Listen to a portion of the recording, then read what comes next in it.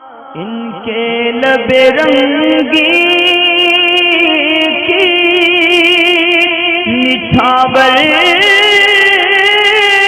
थी कि जिसने। समी अहमद हैं दिल्ली से। मालूम ये करना चाहते हैं कि 2 वीडियो क्लिप हैं वहाबियों के चैनल पर, जिसमें कब्र को पक्का करने के ताल्लुक़ से 2 सुन्नी उलमा के बयान उन्होंने जोड़ के डाले हैं। एक में मुफ्ती अकमल साहब हैं, वो ये बयान कर रहे हैं कि कब्र का पक्का करना ये नाजायज़ है, और एक तरफ अमीर अहले सुन्नत मौलाना इलियास कादरी साहब हैं जो ये बयान कर रहे हैं कि पक्का करना कब्र का ये जायज़ है। और इन दोनों के इख्तिलाफ़ यानी मसले को वीडियो के कट करके उन्होंने डाल दिए अपने चैनल पे, लोगों को ये दिखाने के लिए कि सुन्नियों में एक आलिम ये कहते हैं कि कब्र का पक्का करना नाजायज़ है और एक आलिम ये कहते हैं कब्र का पक्का करना जायज़ है।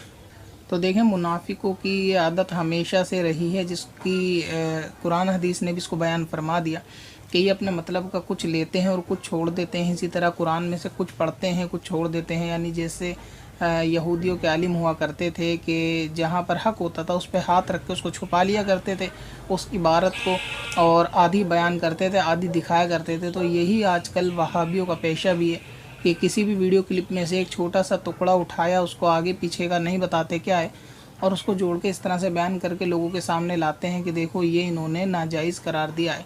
आपने देखा होगा कि कब्रों के ताल्लुक़ से बहुत सारे मामला ऐसे होते हैं, यानी वहाबियों की तरफ से, कि वो मुस्लिम शरीफ की एक हदीस पाक बयान करते हैं कि हुज़ूर अलैहिस्सलाम ने फरमाया, हज़रत अली को हुक्म दिया कि जाओ पक्की कब्र को तोड़ दो, और इसी तरीके से जो बुत दिखे उसको भी गिरा दो, और जितनी पक्की कब्रें ऊंची कब्रें दिखें उनको सबको ज़मीन से मिला दो। तो बात तो बिल्कुल दुरुस्त है, और हदीस पाक भी मौजूद है कि हुज़ूर अलैहिस्सलाम ने हज़रत अली को हुक्म दिया है कि कब्रों को, जो कब्र आपको ऊंची दिखे उसको जाके ज़मीन के बराबर कर दो। अब यहाँ गौर करने की बात यह है इस हदीस पाक के अंदर के जो लोगों को ये तरगीब देते हैं इस हदीस को बयान करके मज़ार को तोड़ने के लिए, उनको एक छोटी सी समझने वाली बात की ज़रूरत है कि हुज़ूर अलैहिस्सलाम से पहले तो कोई शख्स मुसलमान नहीं था। यानी जब तक हुज़ूर ने कलमा नहीं पढ़वाया तो उनसे पहले सहाबियों में कोई मुसलमान नहीं था। अब क्योंकि हुज़ूर अलैहिस्सलाम जब कलमा ऐलान नबूवत करा, लोगों को इस्लाम के अंदर दाखिल किया, तो जितने भी सहाबा की वफ़ात हुई वो सारे हुज़ूर अलैहिस्सलाम की ज़िंदगी में ही वफ़ात पाए। जितने भी ज़िंदगी में वफ़ात पाए तो सब की मैयत के अंदर, तदफीन के अंदर और जनाजे के अंदर हुज़ूर अलैहिस्सलाम मौजूद थे। और अगर मौजूद नहीं थे तो हुज़ूर के सहाबा मौजूद थे कि जिनको तालीम हुज़ूर अलैहिस्सलाम ने दे रखी थी। अब गौर करने की बात यह है कि हज़रत अली से फरमाया कि जो ऊँची कब्र है उसको तोड़ दो, तो क्या वो कब्रें मुसलमानों की थीं? अगर नहीं थी तो वो कब्र मुशरिकीन की थी। और सारे मुहद्दिसीन ने इसकी शरह में हदीस में ये लिखा है कि वो कब्रें, मुहद्दिसीन ने लिखा है कि वो कब्रें मुशरिकों की थी, यहूदियों की थी, मुसलमानों की नहीं थी। इसके पीछे एक छोटी सी बात बिल्कुल यही है कि आप किसी से भी पूछें, अगर कोई आपसे कहता है कि हुज़ूर ने फरमाया पक्की कब्र को तोड़ दो लिहाजा मज़ार को तोड़ दो, तो मज़ार का कब्र होना मुसलमान की और एक मुशरिक की कब्र होना, इन दोनों में फ़र्क है। तो आप उनसे पूछ के देखेंगे, जब हुज़ूर ने ये हज़रत अली को हुक्म दिया कि पक्की कब्रों को तोड़ दो, तो हज़रत अली ने ये नहीं पूछा कि वो पक्की कब्रें बन कैसे गई आपके वक्त में। यानी नबी हाजिर है और नबी के सामने सारा दीन आम हो रहा है, सारे मसाइल आम हो रहे हैं, तो वो सहाबा की पक्की कब्रें किसने बना दी? और अगर वो नबी यानी इस्लाम से पहले की कब्रें थी तो इस्लाम से पहले की कब्र तो मुसलमानों की हो ही नहीं सकती, क्योंकि उन्होंने तो कलमा पढ़ा ही नहीं था। तो मुशरिकों की कब्र तोड़ने का हुक्म है। और आपने देखा होगा कि यहूदी अपनी कब्रों के ऊपर एक इमारत बनाते हैं, और कभी कभी ऐसा होता है कि अगर कोई शख्सियत बड़ी होती है तो उसका एक स्टैचू भी कब्र के ऊपर लगाते हैं जो बिल्कुल ख़ास कब्र के ऊपर होता है। तो इस सूरत में वो कब्र तोड़ने का हुक्म है। यानी हुज़ूर अलैहिस्सलाम जब तशरीफ़ लेकर आए और अपने सहाबों को तालीम दे रहे थे, तो जाहिर सी बात है कि उन्होंने तदफीन का तरीका भी बताया कि मैयत को कैसे दफन किया जाएगा। तो जो सहाबी ईमान लाए, कलमे पढ़े, जब उनकी वफ़ात हुई तो वहाँ पे दफन के वक्त हुज़ूर अलैहिस्सलाम की नज़रों के सामने हुआ, तो वो कब्र तो ऊंची बन ही नहीं सकती। तो लिहाजा जो हुज़ूर से पहले की कब्रें थी, हज़रत अली को हुक्म दिया था उन मुशरिकों की कब्र को तोड़ने के लिए। अब उस हदीस पाक की आड़ में कि जो मुशरिकीन की कब्र थी, मुसलमानों की कब्र पे बिल्डोज़र चला देना, ये तो सख्त हराम है। और इस हदीस का ये मतलब लेना कि हुज़ूर ने पक्की कब्र मना किया लिहाजा मज़ार बनाना हराम है, या फिर कब्र को पक्का करना हराम है।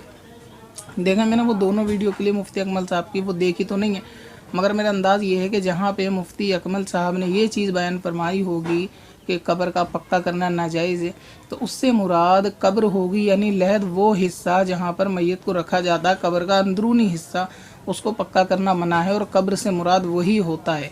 इसी तरह जहाँ पर अमीर अहले सुन्नत ने ये कहा होगा कि कब्र का पक्का करना ये जायज़ है, तो उससे मुराद वो अंदरूनी कब्र नहीं बल्कि वो तावीज़ होगा। कब्र के चारों तरफ जो एक बाउंड्री या दीवार बनाई जाती है, वॉल जिसको आप कह दें, या एक बक्सा बनाया जाता है कब्र के ऊपर, जिसके अंदर कच्ची कब्र मौजूद होती है और ये बॉक्स ऊपर से होता है जो कब्र के ऊपर नहीं होता बल्कि उसके चारों तरफ होता है, वहाँ पर उसका पक्का करना ये जायज़ है।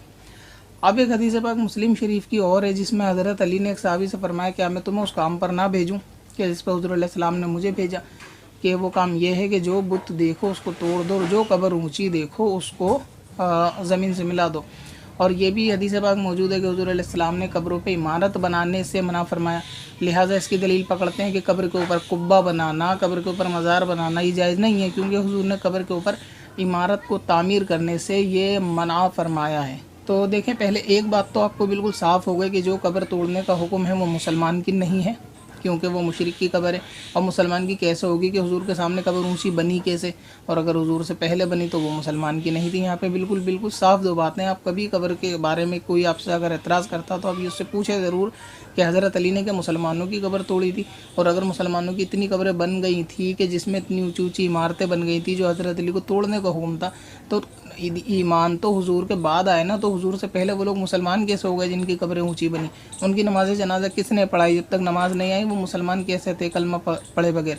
और अगर वो मुसलमान की थी नहीं तो मुशरिकों की कब्रों को तोड़ने का हुक्म था, क्योंकि मुशरिक की कब्र के ऊपर एक स्टेचू होता है, इसलिए उनको इमारत तामीर करने को मना फरमाया।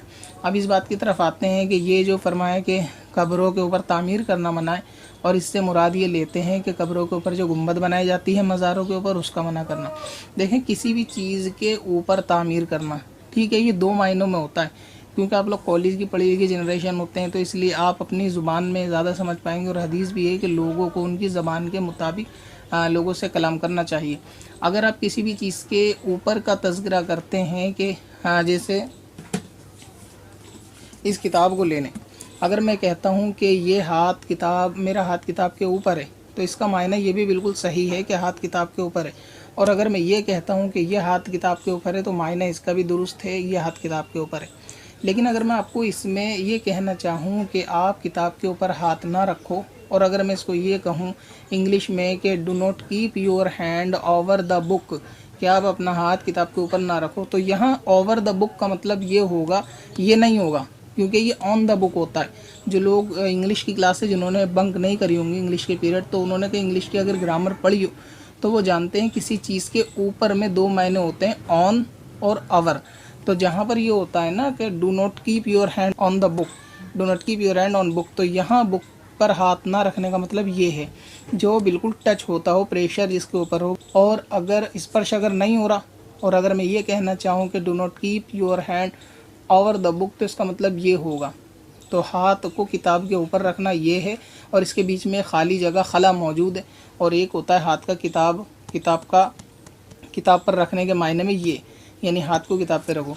अगर मैं कहूँ कि keep your hand on the book, यानी अपना हाथ किताब पे रखो, तो आप इसको इस तरह रखोगे, तो ये हुआ अपना हाथ किताब पर रखो। अगर मैं कहूँ keep your hand over the book, तो आप अपना हाथ यहाँ रखोगे, यानी टच नहीं होना चाहिए लेकिन हो ऊपर। तो ऑन द बुक और ओवर द बुक, इन दोनों में ग्रामर के एतबार से बहुत ज़्यादा फ़र्क होता है। इसी तरह जो हुजूर अली, ये समझाने के लिए मैंने सिर्फ आपको अर्ज़ किया ताकि आप लोग समझ जाएं कि कब्र पे तामीर करना और कब्र पे तामीर करने का क्या मायना है। जिस तरह मैंने बताया कि ऑन द बुक और ओवर द बुक के अंदर क्या फ़र्क है, कि दोनों चीज़ें हैं तो किताब के ऊपर, हाथ दोनों मायनों में, मगर एक में एक से टच भी हो रहा है, स्पर्श हो रहा है बिल्कुल, और एक उस पर टच नहीं हो रहा बल्कि ऊपर है। और हिंदी में अगर कहेंगे तो दिखने में दोनों हाथ जो हैं वो किताब के ऊपर है। तो हुजूर अलैहिस्सलाम ने ये जो फरमाया, यानी जो आपको बताते हैं do not build on the grave, के कब्र के ऊपर तामीर ना करो, तो कब्र के ऊपर तामीर करने से मुराद ये होता है कि ख़ास जो कब्र होती है उसके ऊपर, जिस तरह से यहूदी लोग अपना स्टेचू या एक इमारत को कब्र के ख़ास बिल्कुल ऊपर तामीर करते थे, तो हुजूर अलैहिस्सलाम ने उस तामीर को मना किया है, क्योंकि उससे मुर्दे को तकलीफ़ पहुंचती है। आपने कितनी हदीस से बेशुमार पढ़ी होंगी मुर्दे के एहतराम के बारे में, कि कब्र के ऊपर चलना मना है, कब्र के ऊपर बैठना मना है, कब्र के ऊपर मकान बनाना मना है। ये सारी सूरतें होती हैं ऑन द ग्रेव, ना कि ओवर द ग्रेव, ठीक है। ऑन द ग्रेव का मतलब जहाँ पे कब्र टच होती हो, और आपने एक हदीस ये भी पढ़ी होगी जो सूरह मुल्क की फजीलत के ऊपर है कि एक साहबी रसूल ने खैमा डाला और उनको मालूम नहीं था कि नीचे कब्र है और कब्र के अंदर से सूरह मुल्क की तिलावत की आवाज़ आई।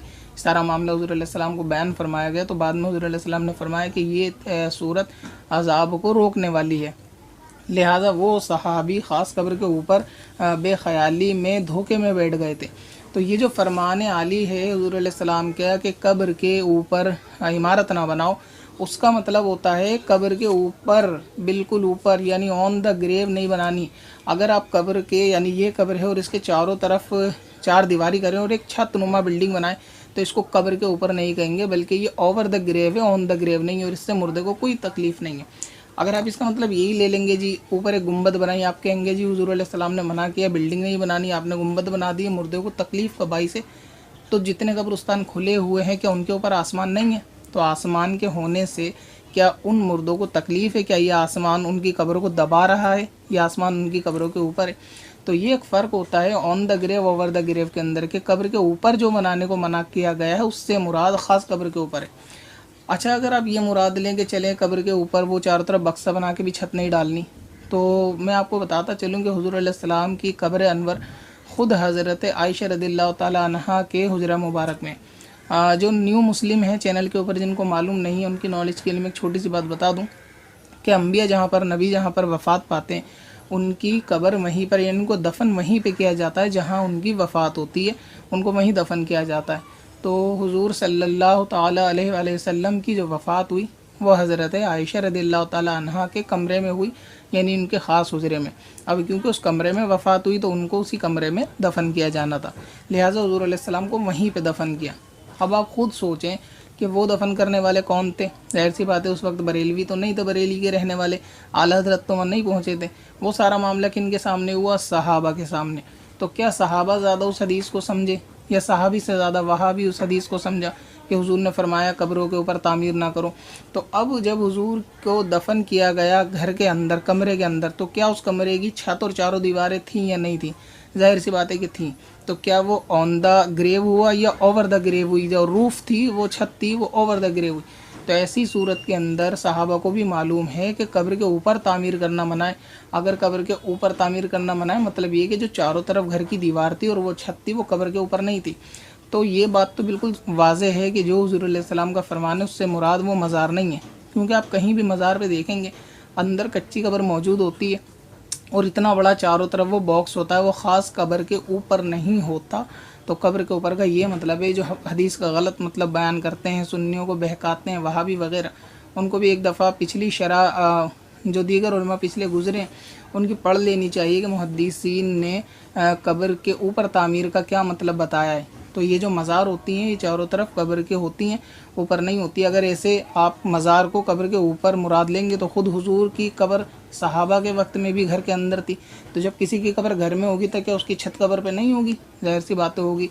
तो उम्मीद है कि आप लोग समझ गए होंगे कि ये जो मज़ारों को तोड़ने वाला मामला है कि जहाँ हुजूर ने हज़रत अली को हुक्म दिया है तो वो ख़ास मुशरिकीन के साथ हुक्म दिया। अच्छा, एक हदीस पाक के अंदर तस्वीर का तज़किरा भी है, यानी बुतों का, कि बुतों को गिरा दो और कब्रों को नीचे करो। तो बुत का कब्र के साथ भी होना ये मुशरिकीन की कब्रों की तरफ इशारा है, क्योंकि मुसलमान की कब्रों के ऊपर तो बुत होते ही नहीं, तो फिर गिराने का हुक्म कैसे दिया?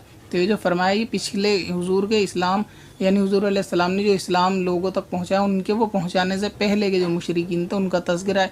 और किसी भी इमारत का कब्र पे होना और कब्र के चारों तरफ होना दोनों अलग अलग मायनों में, जिसको मैंने वजाहत कर दिया। पत्थर में हसन